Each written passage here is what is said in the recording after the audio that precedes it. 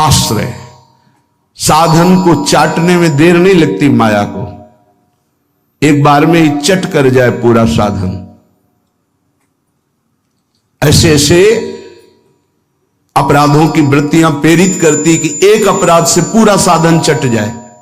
साधु अवज्ञा तुरत भवानी, कर कल्याण अखिल कयानी। परम चतुर नटनागर आश्रयदाता अंदर से युक्ति प्रदान करते हैं, बच, इस युक्ति से बच। उन्हीं की माया है तो वही चाल जानते हैं बचाने की, इसीलिए कहते हैं मामेव ये प्रपद्यन्ते, केवल मेरी शरण में हो जाओ। माया तो इतनी प्रचंड है कि भगवान को भी भगवान मानने के लिए तुम्हारे हृदय में स्थान नहीं रखेगी, स्थान ही नहीं रखेगी, इतनी मलिन वृत्ति कर देगी, तभी तो दुर्गति कराती है। अगर थोड़ा भी भगवान का आश्रय है तो भगवान उसे बचाते हैं, इस माया के तूफान से उसे बचा लेते हैं। हृदय में पुनः वृत्ति जांच कीजिए इस बात की कि अपने आराध्य देव की जगह कोई वस्तु, व्यक्ति, स्थान तो नहीं ले रहा है, क्योंकि इसी आश्रय से आपको भगवत प्राप्ति होगी। हम प्रार्थना करते हैं इस बात को देख लीजिए, सब साधन एक तरफ, आश्रय एक तरफ। भगवान आश्रय को देखते हैं, वो हृदय से होता है। अगर बाहरी चूक हो रही तो मेरे प्रभु बड़े कृपा निधान हैं। ध्यान दीजिए, राहत ना प्रभु चित चूक किए की, करत सुरत सवार हिए की। हृदय से इसने मेरा आश्रय लिया, बस। प्रभु का चित्त इस बात से पक्ष में आ जाता है उस उपासक के कि इसने मेरा आश्रय लिया है। राहत न चित्त प्रभु चूक किए की, चूक हो गई, गलती हो गई, प्रभु बिल्कुल क्षमा कर देते हैं उसको, क्योंकि आश्रित है, मेरी दुरंत माया है, जानते हैं, क्षमा कर देते हैं। यदि साधन बल है तो हिसाब आपको देना पड़ेगा। आश्रित हो तो आश्रयदाता संभाल लेंगे। बड़ा सूक्ष्म विषय आश्रय का है, भागवत में इसका वर्णन है। भक्ति का तो ये मूल है, भगवत प्राप्ति का ये सिद्ध स्थान है आश्रय, हृदय में। अवगुण करे समुद्र सम, गणत ना अपनो जान, ना गणत। अगर बड़े अपराध भी बन जाए तो मेरी स्वामिनी जी गणना ही नहीं करती, मानती ही नहीं। क्यों? मेरी चूक है, ये तो मेरे आश्रित है, आश्रित की चूक मेरी चूक। ऐसा हमारे आराध्य देव का स्वभाव है। मेरे शरणागत की चूक मेरी चूक। जय विजय ने रोक दिया, सनकादि ने शाप दिया। प्रभु आए और कहा मेरे सेवकों के द्वारा किया हुआ अपराध मैं क्षमा चाहता हूं। मैं स्वयं मानता हूं कि मेरे द्वारा ही अपराध हुआ, क्योंकि सेवक का अपराध स्वामी का माना जाता है। मानो स्वामी ने ही अपराध किया। हृदय भर आता है प्रभु की इस आश्रयदाता वृत्ति पर। जय विजय से कहा तुम चिंता मत करो, तुम 3 बार अवतार लोगे, हम 4 बार लेंगे। भगवान ने 4 बार अवतार लिया। रावण कुंभकर्ण भगवान राम रूप से अवतरित हुए। हिरणाक्ष हिरण्यकश्यप भगवान नरसिंह वाराह रूप से प्रकट हुए। वाराह रूप से हिरणाक्ष को परम धाम, नरसिंह रूप से हिरण्यकश्यप को शिशुपाल दंतवत श्री कृष्णचंद्र जी के रूप में 4 अवतार लिए। तुम चिंता मत कर। भगवत आश्रय गुरु कृपा का फल है। गुरुदेव कृपाल हुई, भगवत आश्रय दृढ़ हो गया। आश्रित मगन रहता है, अगला कदम कहां पड़ेगा उसको चिंता नहीं है, क्योंकि मेरे जीवन की डोर मेरे आश्रयदाता के हाथ में है। वो जिधर लगाम से खींचेंगे उधर ही इंद्रिय और बुद्धि ये सब उधर ही लग जाएंगे। नाथ आप देख लो, मैं आपकी शरण में हूं। बड़े बड़े महाभागवतों ने इसी आश्रय के बल पर मायावी नाना प्रकार के काम क्रोधात पर विजय प्राप्त की। ये बड़े मायावी, समझ में ही नहीं आता। अगर शत्रु शत्रु के रूप में आए तो समझ में आवे, लेकिन शत्रु परम मित्र के रूप में आ जाए तो समझना बड़ा मुश्किल होता है। शत्रु यदि रिश्ते नाते के रूप में आ जाए बड़ा कठिन होता है। तो मन बुद्धि का संबंध बहुत समय से देहाभिमान में है।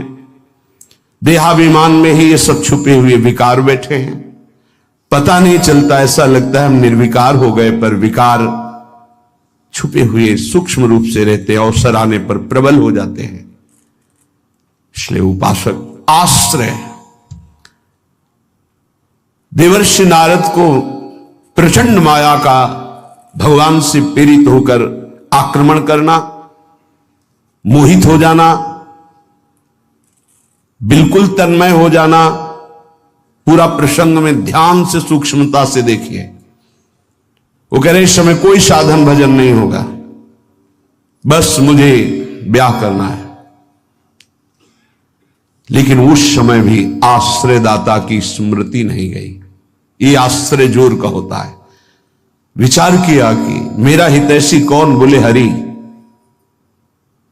ये महाभागवत की स्थिति को बार बार प्रणाम है कि ऐसी प्रचंड माया के बीच में भी आश्रय नहीं भूले और एकांत होकर पुकारा, प्रभु पधारिए, हरिए सामने।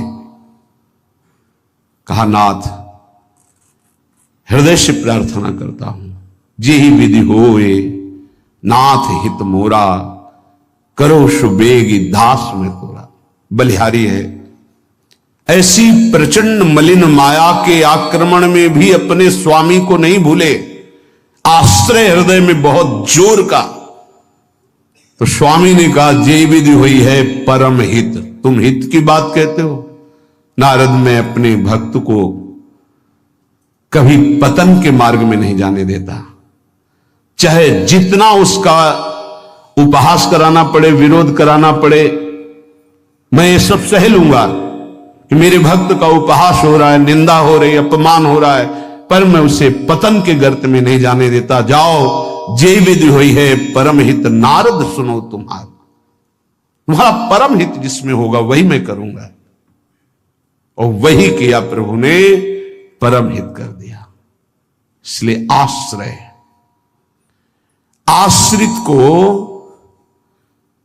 किसी भी तरह से कोई भी परास्त नहीं कर सकता। खास बात यह है, जहां किसी ने आश्रित को यह देखा कि इसमें तो ना तप है ना बल है, तो वो ये नहीं देख पाया कि आगे तो आश्रित दिखाई देता है लेकिन गोद में बैठा है आश्रयदाता की।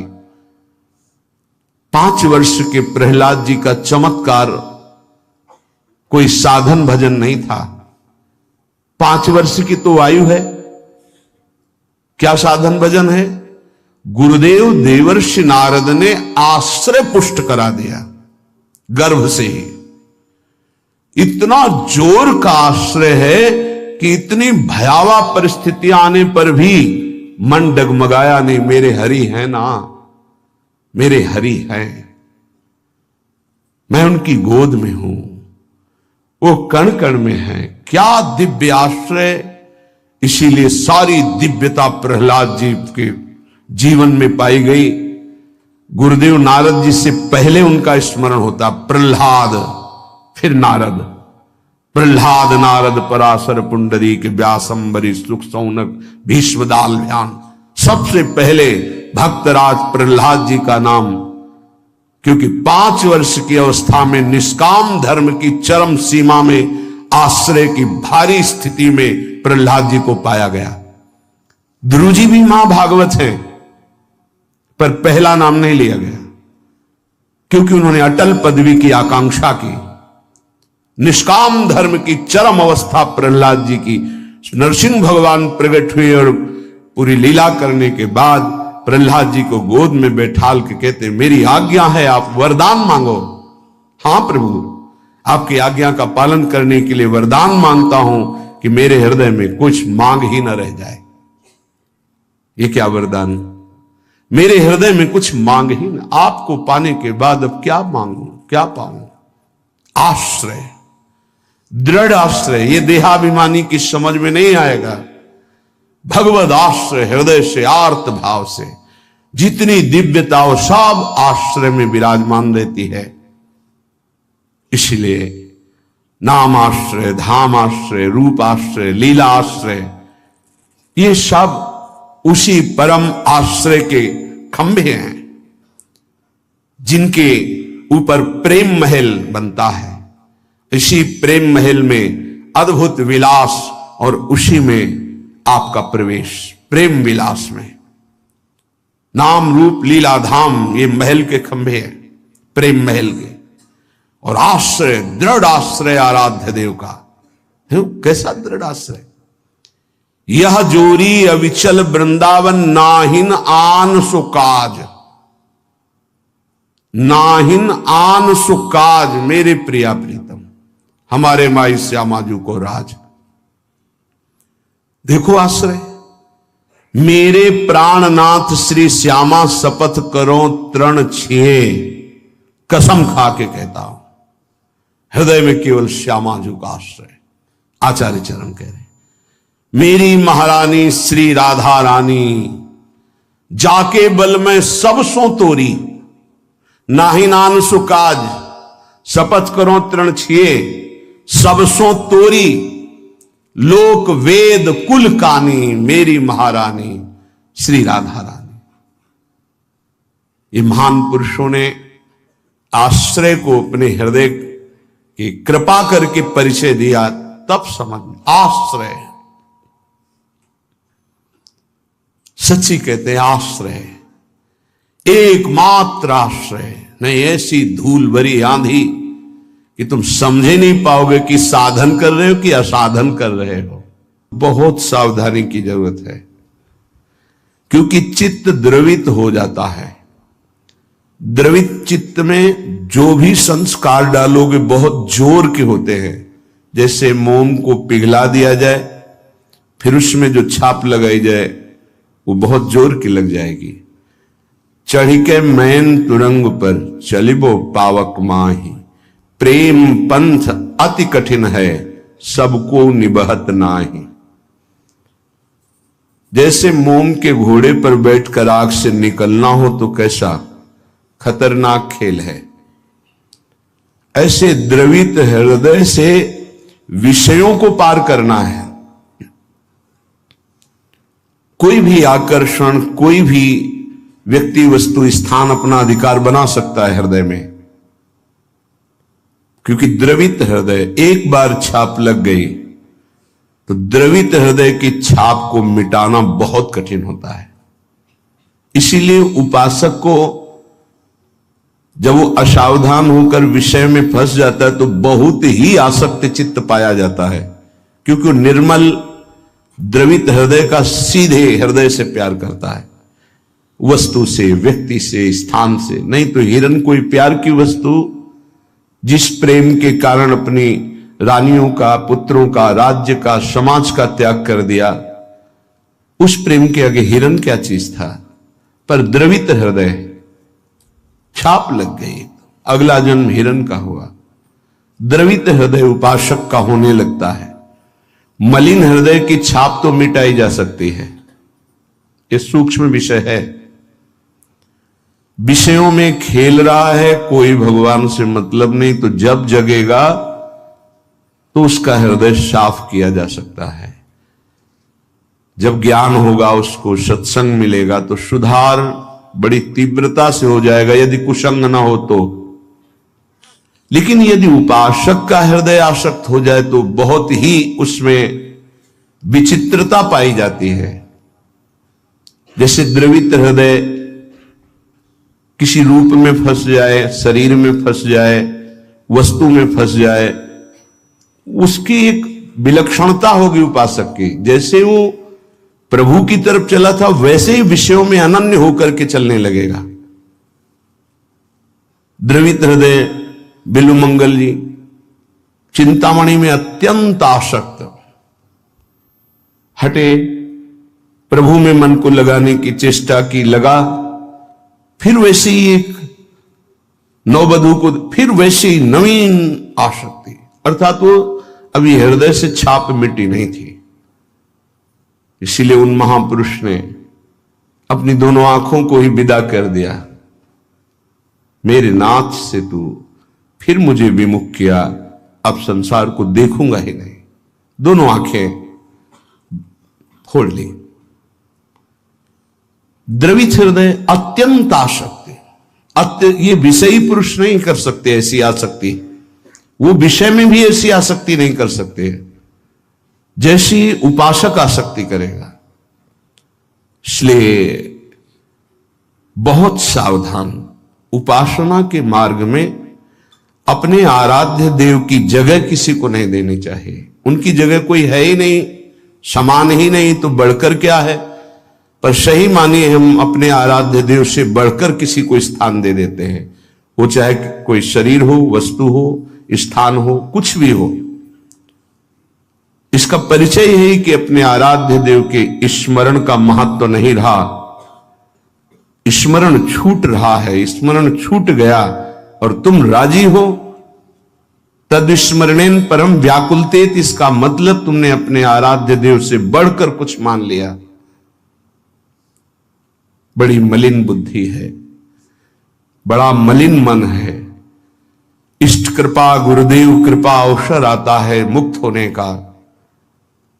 इंद्रियों को संयम में कर कर प्रेम समुद्र में डूबने का, पर धिक्कार है ऐसे मन को, ऐसी बुद्धि को जो पुनः मलिन भोगों में फंसा देती है, मलिन संसार के राग में फंसा देती है। विचार करो, कोई भी उपासक जब गृह त्याग करता है वास्तविक भगवत लक्ष्य करके, तो कितनी सामर्थ्य उसके हृदय में भगवान देते हैं कि माता के चरणों का राग, पिता के दुलार का राग, परिवार के राग को स्वाहा करके, शरीर के राग को पता नहीं भोजन मिलेगा कि नहीं, व्यवस्था होगी कि नहीं, कोई पीटेगा, अपमान करेगा तो सह लेंगे, हर कष्ट सह लेंगे, पर प्रभु को प्राप्त करेंगे। हृदय का लक्ष्य ये होता है हर उपासक के, जो गृह त्यागी होता है, जो वैराग्यवान होता है, जो भगवत मार्ग का निश्चय करने वाला होता है, इतना सुंदर दृढ़ संकल्प करने वाला, फिर किस वस्तु व्यक्ति स्थान का महत्व रखता है?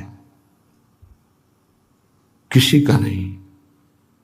तो फिर क्यों आसक्त हो जाता है? बड़ी लंबी लंबी यात्रा करके भगवत मार्ग की, फिर किसी क्षुद्र विषय में विश्राम मानने लगता है, मनोरंजन करने लगता है। जहां दिन प्रतिदिन वैराग्य बढ़कर के उपरति की स्थिति में आना चाहिए, वहां वैराग्य घटकर राग की स्थिति में आ गया। किसी वस्तु, व्यक्ति, स्थान की प्रियता ने अधिकार कर लिया हृदय में। ये भारी विडंबना, माया का प्रबल आकर्षण। बड़े कृपा पात्र हैं, उनके चरणों की वंदना करता हूं जो उपासक अपने आराध्य देव की जगह किसी को नहीं देते, अपने आराध्य देव के समान किसी को नहीं समझते, अपने आराध्य देव के लिए सर्वस्व त्रिभुवन के पद भोगों का त्याग कर देते हैं। सतरति सतरति सा लोकान तारयति, वो तर जाते हैं, वो लोगों को तार देते हैं। ऐसे महापुरुष बिरले होते हैं। भगवत कृपा से जो मार्ग मिला है वो वही मार्ग है। मम भक्ति युक्तो भुवनम पुनातु, मेरी भक्ति से युक्त हृदय वाला संपूर्ण लोकों को पावन करने की सामर्थ्य रखता है। चूक अपने लोगों से अब ये नहीं होनी चाहिए कि आराध्य देव की जगह किसी को दे दे। इसे बैठा लीजिए हृदय में। हृदय इतना ताला लगा के रखिए सुरक्षित कि हृदय में आराध्य देव की जगह कोई ले ना पावे। विश्वास कीजिए, बहुत प्रचंड भगवान की माया है, उन्हीं की है, इसलिए वो इतनी समर्थ है कि उनके स्थान में किसी को भी बैठाल सकती है। बहुत से नीच नीच वृत्ति को, बहुत से नीच नीच वृत्ति को, विश्वास कीजिए इस बात पर।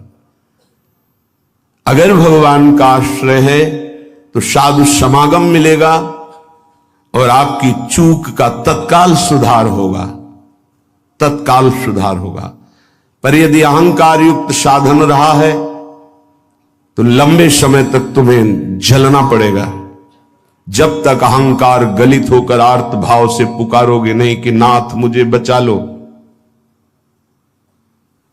तब तक ये माया पछाड़ती रहेगी।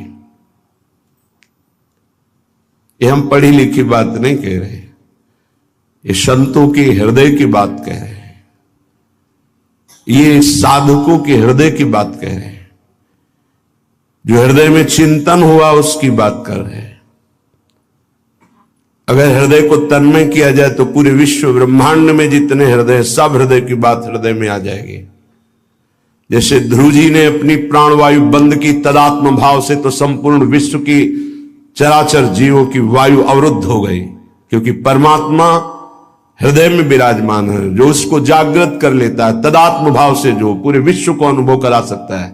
इसलिए मम भक्ति युक्तो भुवनम पुनातु। उपासक आश्रय से भगवत प्राप्ति होती है। इतना दृढ़ आश्रय, अन्य अवलंबन न हो, अन्य आश्रय न हो।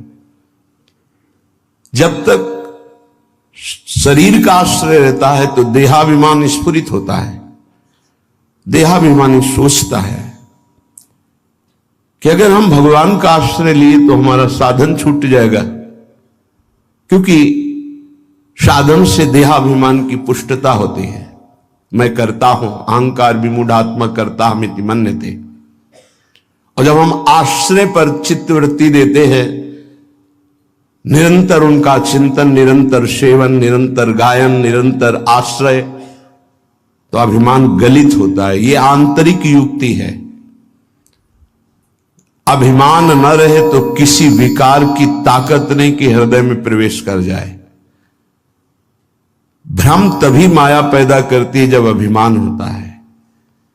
गरुण महाज्ञानी गुण राशि, महान ज्ञानी भगवान के वाहन, जिनके पंखों से सामवेद की ध्वनि निरंतर होती रहती है,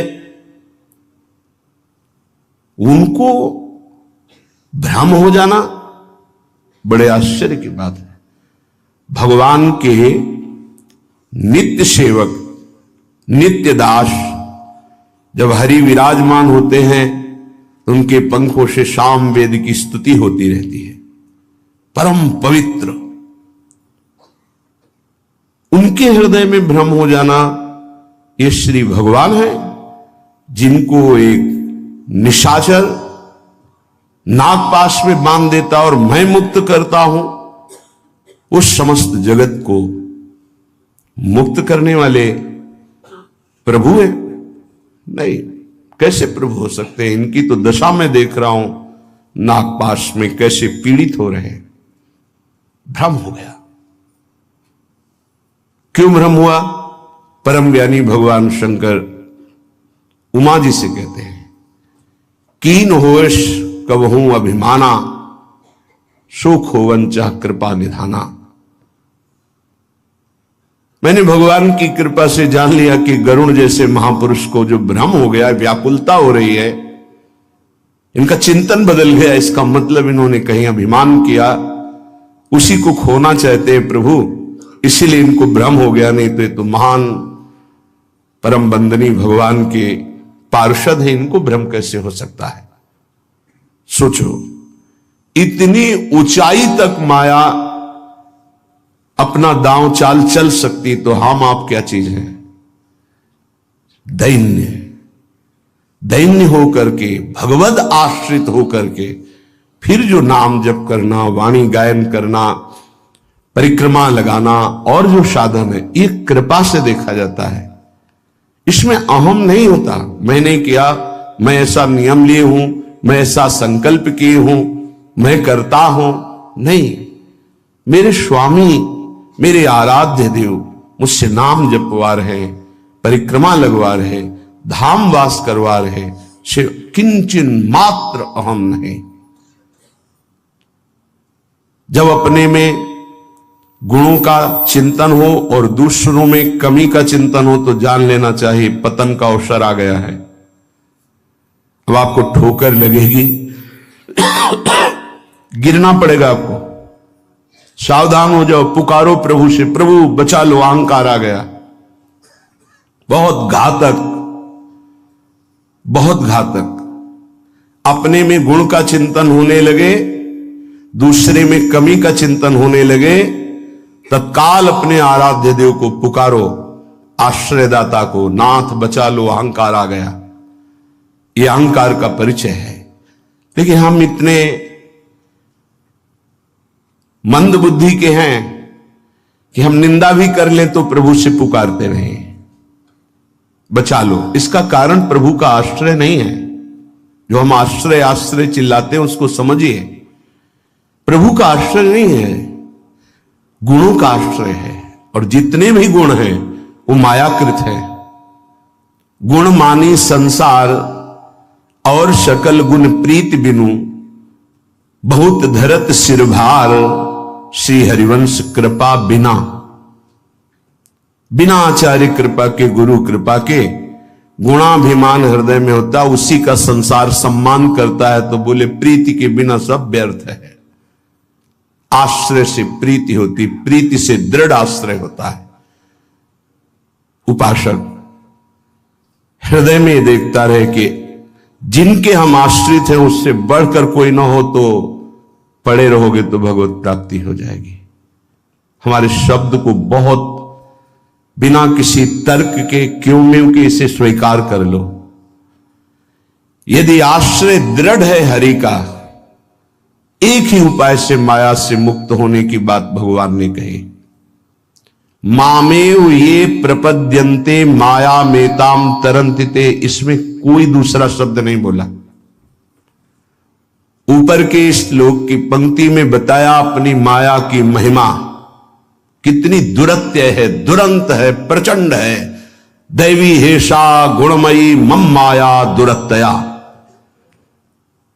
और उसके नीचे की पंक्ति में बताया उपाय उससे मुक्त होने का, मामेव ये प्रपद्यन्ते, बस माया में ताम तरन्ते, मेरे आश्रित। अभी ये आश्रय कैसे दृढ़ होता है तो उपाय बताया जाता है।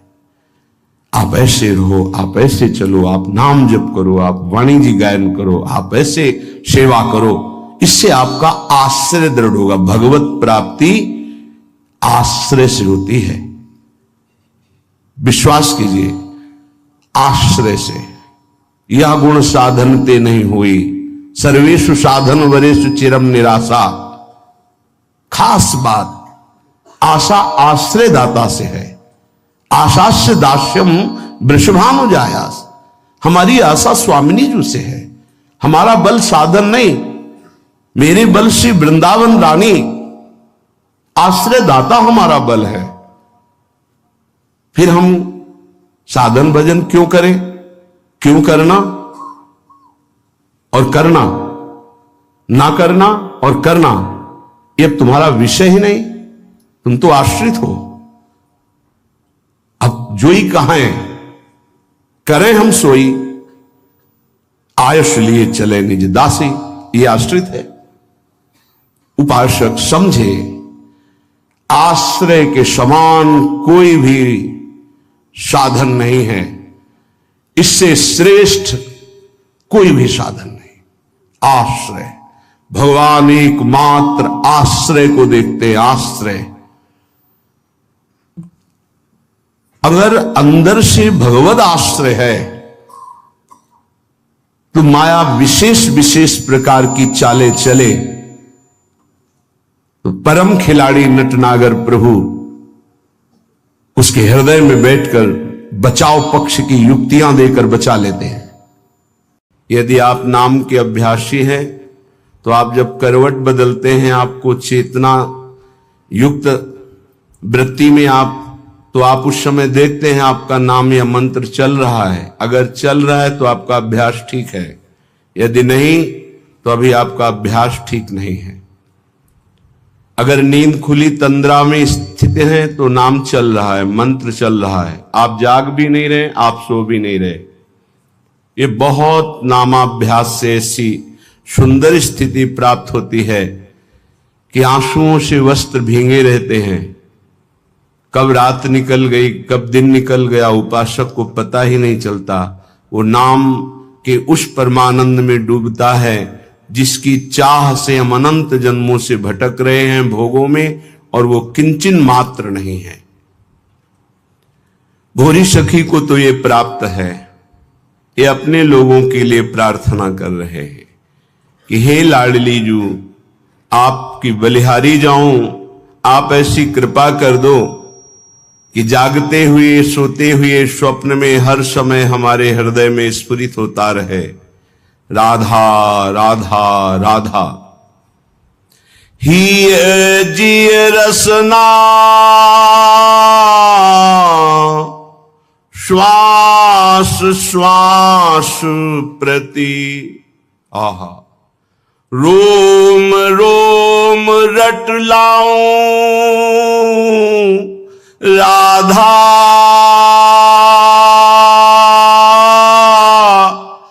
राधा राधा राधा।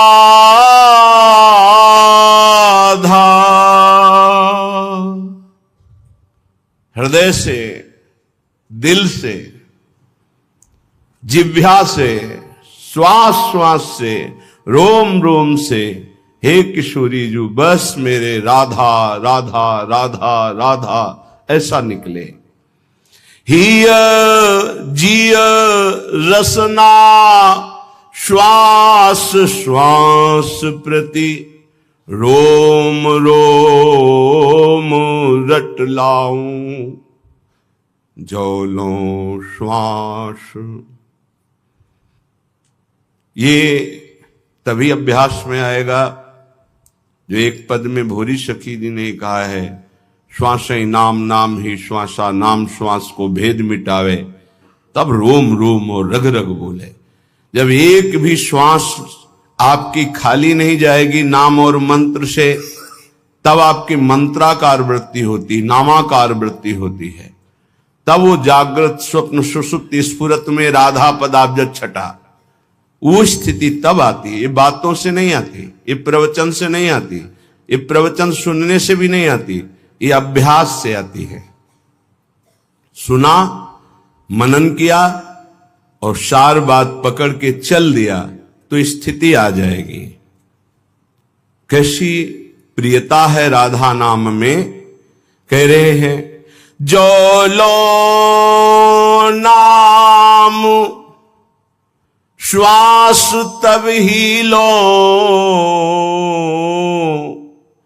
एक में एक हुए जाऊं। अगर राधा नाम चल नहीं रहा तो मृत्यु हो जानी चाहिए हमारी। जब तक नाम तब तक श्वास, जब तक श्वास तब तक नाम, नाम नहीं तो श्वास नहीं। बलिहारी है ऐसे महापुरुषों की जिन्होंने नाम के प्रति ऐसी प्रीति की, नाम नहीं तो मृत्यु स्वीकार है। बोलो, कसौटी में कस के देखो कैसे भजनानंदी हो। भजन के सिद्धांत को कसौटी में कसो, अपने मन को देखो। जहां एकादश स्कंद श्रीमद् भागवत में लिखा हुआ है कि त्रिभुवन की राज्य लक्ष्मी देने पर भी आधे पल के लिए जो अपने इष्ट का चिंतन नहीं छोड़ता वो महाभागवत है। विचार करके देखो हम क्या है। जो लो नाम श्वास तब लो ही, एक में एक हुए जाऊं, नाम में हो गए। सच्ची मानिए, सच्ची। उपासक जब तन्मयता पूर्वक नाम का आश्रय लेता है तो नाम उपासक को पकड़ लेता है। ये जो नींद में नाम चलता है, स्वप्न में नाम चलता है, उपासक नहीं जपता है, ये नाम पकड़ लेता है उपासक को। ये अंदर की बात है। चाहे वो शौच में हो या अशौच में, दोनों में नाम कभी नहीं रुकता। अपवित्रः पवित्रो वा सर्वावस्थांगतो पिबः यह स्मरेत पुंडरीकाक्षम सवायाभ्यंतर शुचि। वायाभ्यंतर से परम पवित्र रहता है जिसकी स्मृति में हर समय नाम चलता है। जिह्वा में, कंठ में, हृदय में, स्मृति में। क्या अद्भुत स्थिति नाम जापक की। कल एक महापुरुष के दर्शन हुए, महाराष्ट्र के।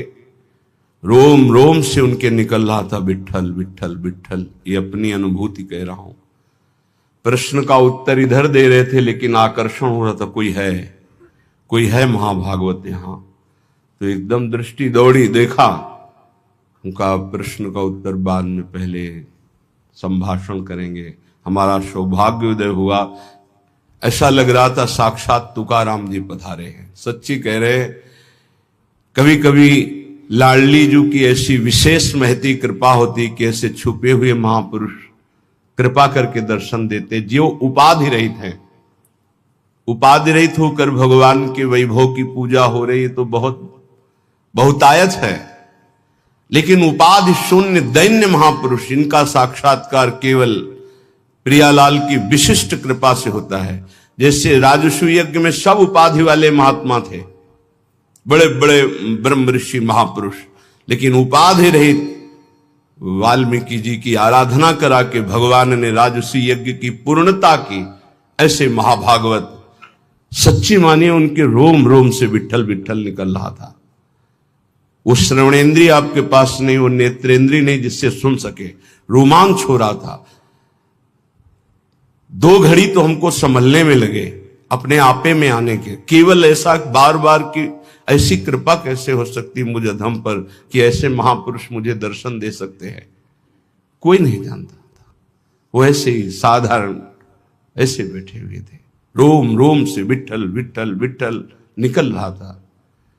ये तभी होता है जब अभिमान लीन हो जाता है आराध्य देव में, तब रोम रोम रग रग में नाम स्वयं स्फुरित होता है।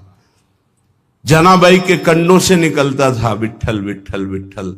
तुकाराम जी जहां चरण रख देते थे वो भूमि बोलती थी विट्ठल विट्ठल। ये रोम रोम से राधा राधा निकलने लगी। कोई आश्चर्य की बात नहीं है। जिस भूमि को छू दिया वो भूमि बोलती है। श्री स्वामी शरण जी महाराज हित धाम में थे। उनके मस्तक में ऐसे जैसे तिलक लगाया जाता है बराबर, बहुत समय तक, फिर हटा दिया जाए तो तिलक का चिन्ह बन जाता है। ऐसे मस्तक में राधा नाम तेजो में उभर आया था। इतना राधा नाम कि मस्तक पे ऐसे राधा ऐसे लिखा दिखाई देता था। जो लो नाम श्वास तब ही लो, एक में एक हुए जाऊं। अहो लड़ती इतनी मुंह पे, कृपा करो बलि जाऊं। नाम रूप में बड़ी ऊंची स्थिति, रूप नाम में यहां पहुंचना गुरु कृपा से ही है।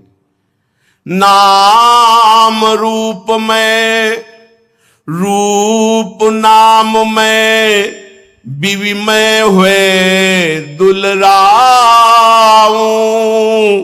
पियत छकी मतवारी प्यासी। क्या शब्द है। पियत छकी मतवारी प्यासी, प्यास पियत न अघाऊं, जागत सोवत रटो निरंतर, राधा राधा नाऊं। नाम रूप में जब निरंतर अभ्यास नाम का होता है तो रूप छा जाता है, चमत्कार प्रकट हो जाता है, ध्यान धरना नहीं पड़ता। वही ललित त्रिभंगी लालजू महाराज के अधरों में बंशी और मंद मंद मुस्कुराती हुई अनंत सौंदर्य माधुर्य समुद्र को भी आकर्षित करने वाला रूप श्री लाडली जू का। लालजू अपने अधरों में बंशी रखकर राधा राधा गायन कर रहे हैं। प्यारी जू निर्तन भ्रकुटी बदन अंबुज मृदु, सरस हासु मधु बोलन, अत्यासक्त लाल अलिलम पट बस कीन्हे बिनु मोलन। बिना मोल के लालजू बिके हुए प्यारी जू का भ्रकुट संचालन, मंद मुस्कान और अमृत भरे रसमय वचन, लालजू बिना मोल के बिक गए। ऐसे प्रियालाल नेत्रों में छाए रहते हैं। नयनन पी मूर्ति बसे, तेहि रस रहे समाय, यह लक्षण सुनि प्रेम के और न कछु सुहाय। और न कछु सुहाय फिरे अपने रस मातो, कुटुम देह ते जाए छूट सभी विधि नातो। जहां जहां पिय की बात सुने खोजत तिन गैनन, ओ अद्भुत स्थिति मम भक्ति युक्तो भुवनम पुनात। ऐसा महाभागवत भुवन के भुवन को पावन करने की सामर्थ्य रखता है। नाम रूप में जितना नाम जप करोगे रूप झलकने लगेगा, और रूप नाम में, रूप का परिचय नाम से ही होता है।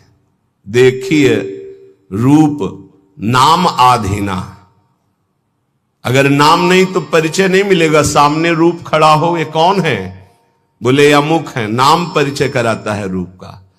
तो रूप नाम में, नाम रूप में बीबी होए दुलराऊं। रूप में डूबा हुआ नाम जप कर रहा है, कभी नाम में एकाग्र बुद्धि करके रूप में डूबा हुआ है। नाम रूप, नाम रूप में, रूप नाम में, बीबी में हुए दुलराऊं। पियत छकी मतवारी प्यासी, कैसे कोई समझ पाएगा। पान करके प्रेमामृत का छका हुआ उपासक मस्त है, लेकिन प्यास बढ़ती चली जा रही है राधा नाम की, राधा रूप की, राधा चरणारविंद की सेवा की। और प्यास पियत ना घाऊं, निरंतर पान कर रहे फिर भी तृप्ति नहीं। अरबरात मिलवे को निस दिन मिले ही रहत, मनो कबहु मिले ना। जानी परे नहीं सांझ सवेरो, लाडली मेरी स्वामिनी। जानी परे नहीं सांझ सवेरो, ऐसो जन्म गवाऊं। श्रीहित बेगी ढरो भोरी पे, हुलसी हुलसी जस गाऊं। हुलसी हुलसी जस गाऊं, श्री राधा राधा नाऊं। अहो लड़ती इतनी मुंह पे, कृपा करो बलि जाऊं। हे प्रियाजू, ऐसे राधा नाम में डूब जाऊं कि सुबह हुई कि शाम हुई, इसका पता ना चले। पूरा जीवन केवल राधा नाम की तन्मयता में व्यतीत हो। कृपा करो लाडली, हम पर द्रवित हो जाओ, श्रीहित बेगी डरो मोहि पर। हे प्रेम स्वरूपा प्रियाजू, द्रवित हो जाओ, दया कर दो कि मैं आनंद में उमगती हुई हर समय राधा नाम जप करूं और आपका यश गान करते हुए जीवन व्यतीत करूं।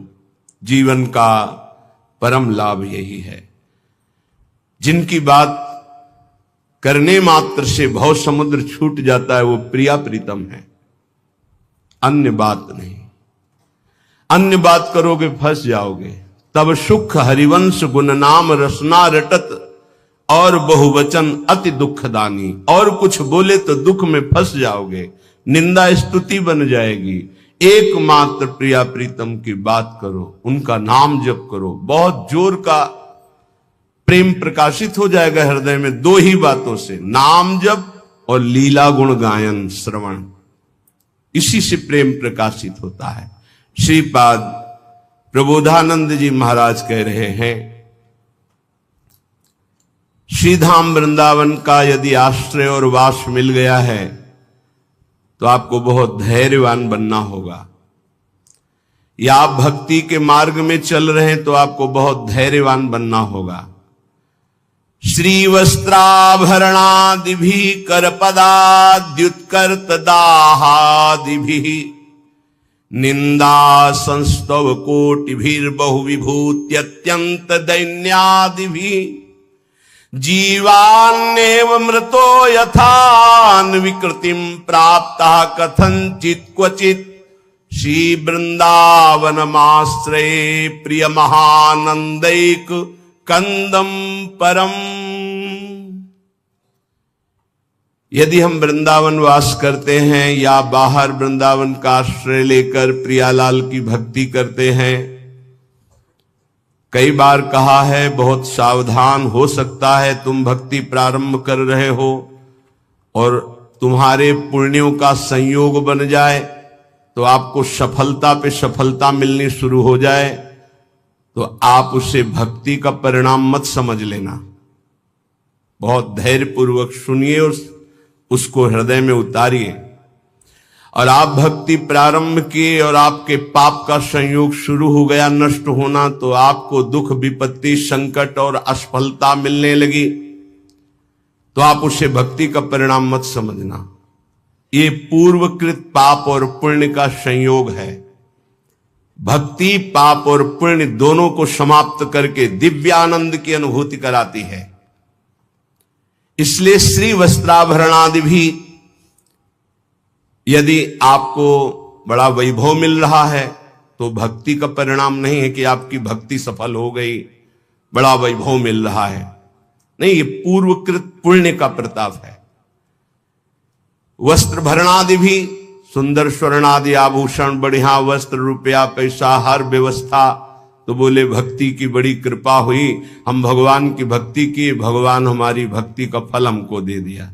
भूल मत कर लेना, ये भक्ति का फल नहीं है, ये पुण्य का फल है पूर्व जन्म के। या कर पदाद्युत कर्त दाहादि भी, आग लग गई, एक्सीडेंट हो गया, हाथ पैर टूट गए, संकट आ गया, भारी संपत्ति नष्ट हो गई, तो आप उसे भक्ति से मत जोड़िएगा कि जब से वृंदावन गए भक्ति शुरू की सब चौपट होना शुरू हो गया और 4 लोग आपको मिल जाएंगे, देखा ये बड़ी भक्ति करता है इसीलिए ऐसा इसके हुआ। उसको भक्ति से मत जोड़िएगा। जैसे पहला सुख संविधान तुम्हारे पुण्य से आया था, ऐसे दुख, नाना प्रकार की विपत्तियां, संकट, ये पूर्वकृत पाप से आता है। जैसे उदाहरण में पूज्य राधा बाबा बाल्यावस्था से भगवान के मार्ग के अनुयायी, बहुत कट्टर शास्त्रीय सिद्धांत का पालन करने वाले, जहां स्वप्न में भी पाप नहीं हो सकता, ऐसे महापुरुष जिस समय त्रिपुर सुंदरी भगवती की आराधना का दृढ़ संकल्प लेकर साधना में लगे, खड़ाऊं फिसल गई स्नान और अंग टूट गया। और नियम था कि कोई भी औषधि किसी भी पैथिक की नहीं लेनी, चाहे वो आयुर्वेदिक हो, होम्योपैथिक हो, एलोपैथिक हो, कोई पैथिक नहीं। कितना भीषण कष्ट, बांस की पट्टियों से खपाच बांधकर उसको, और बैठ गए आराधना में। आराधना नहीं रुकी। क्या? इस उच्च कोटि की अवस्था की स्थिति को प्राप्त महापुरुष के ऐसे साधन में विघ्न, ये पूर्वकृत, उसको वर्तमानकृत नहीं माना जाता। आप लोगों की क्या साधना होगी? बड़े बड़े महापुरुषों में बड़े भयानक रोग देखे गए, ये क्या वर्तमान की भक्ति का फल है? छोटी मोटी आराधना करके कामनाओं की पूर्ति होती। जिन्होंने जीवन को भगवान के चरणों में अर्पित कर दिया, क्या उनमें इतनी सामर्थ्य नहीं कि अपने शरीर को स्वस्थ रख सके? लेकिन शरीर कृत पाप और पुण्य का प्रभाव इस शरीर में जो आ रहा है, कभी ज्ञानी पुरुष, विवेकी पुरुष उसको टालता नहीं है, उसे स्वीकार करता है और अपने भजन के बल से, आवागमन से मुक्त होकर भगवान को प्राप्त होता है। इसलिए धैर्यपूर्वक अध्यात्म को समझने की चेष्टा करें।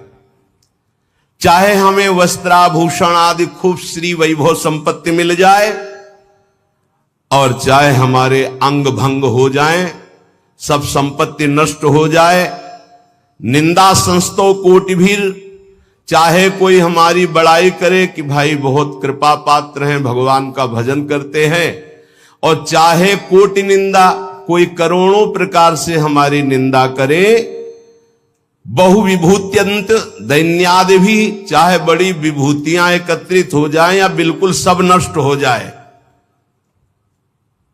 तो भी हम अपने प्रभु की भक्ति छोड़ने वाले नहीं। ऐसा धैर्यवान परमार्थ पे चल सकता है। देखो, विचार करके देखो, अध्यात्म किसे कहते हैं? नाटक को अध्यात्म नहीं कहते, पाखंड दंभ को अध्यात्म नहीं कहते। ये अध्यात्म बड़ो ही कठिन है, भजन ढिग ढरिबो। ये शूरवीर का कार्य है कि कदम आगे बढ़ेगा, चाहे जितना अस्त्र संचालन हो। जीवन नेव मृतो यथान विकृतिम प्राप्ता कथनचित क्वचित, जीवित रहूं या मर जाऊं, कदम पीछे नहीं हटेंगे। ये उन बहादुरों का मार्ग है परमार्थ, कायरों का मार्ग नहीं कि काम क्रोध मारा थप्पड़ और फैल के गिर गए, कंठी अलग, माला अलग, तिलक अलग। ये उनका कार्य नहीं है, उन शूरवीरों का कार्य है। आगे की पंक्ति में, जीवन नेव मृतो यथा न विकृतिम, जीवित रहूं या मर जाऊं इसकी कोई परवाह न विकृतिम, अपनी भक्ति में विकृति नहीं आने दूंगा, अपने भगवत मार्ग में मैं कभी कमी नहीं आने दूंगा। नियम लो, यह है भक्ति का स्वरूप। तब अजित भगवान को जीता जाता है। ये खिलवाड़ का मार्ग नहीं है। प्राप्ता कथनचित क्वचित, कोई भी विकार आकर के कहीं भी निपट सकता है। यह है गुरु का चेला, दूसरा कोई नहीं है।